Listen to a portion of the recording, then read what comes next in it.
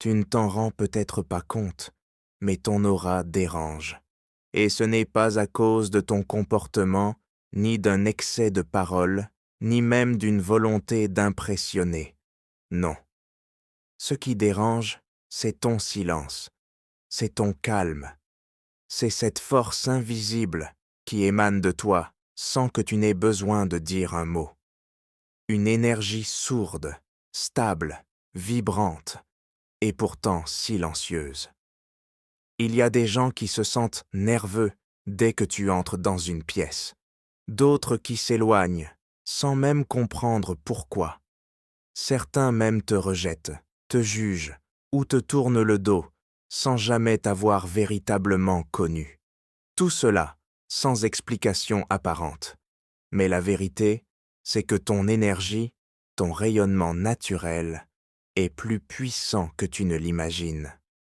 Dans un monde qui fonctionne à la surface, où l'on valorise le paraître, le bruit, la mise en scène, ceux qui portent une lumière profonde, une présence vraie, deviennent des anomalies, des exceptions, parfois même des perturbateurs silencieux.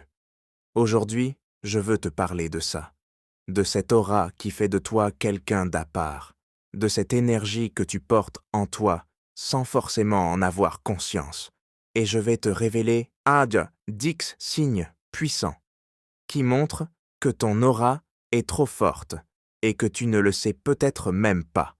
Carl Jung, célèbre psychanalyste suisse, disait « Ce que tu ignores de toi finit toujours par gouverner ta vie. » Alors, reste avec moi jusqu'à la fin de cette vidéo, parce que ce que tu vas entendre pourrait t'éclairer sur des expériences que tu as vécues sans jamais pouvoir les expliquer. Depuis l'Antiquité, les sages savaient déjà qu'un être humain pouvait rayonner bien au-delà de son corps physique. Les Égyptiens parlaient du Ka, cette force invisible qui entourait l'individu et reflétait sa puissance intérieure. En Inde, on l'appelait prana. Dans la tradition chrétienne ancienne, certains l'associaient à la grâce, à une forme d'onction sacrée. Plus près de nous, Carl Jung, sans utiliser le mot aura, décrivait ce phénomène comme une expression vivante de l'inconscient, à la fois individuel et collectif. Une émanation subtile, mais bien réelle, qui influence notre environnement sans que nous nous en rendions compte. Mais cette réalité dérange, car elle échappe à la logique. Elle ne se mesure pas, ne se contrôle pas, ne s'achète pas. Et c'est justement pour ça qu'elle est redoutée. Signe numéro 1. Tu déranges sans rien faire. Tu arrives quelque part, tu n'as encore rien dit, tu n'as fait aucun geste particulier, mais tu sens que quelque chose change. L'air devient plus dense. Les regards se posent sur toi. Certains s'écartent, d'autres baissent les yeux. Tu sens que ta simple présence modifie l'ambiance. Ce n'est ni de l'arrogance, ni de la paranoïa.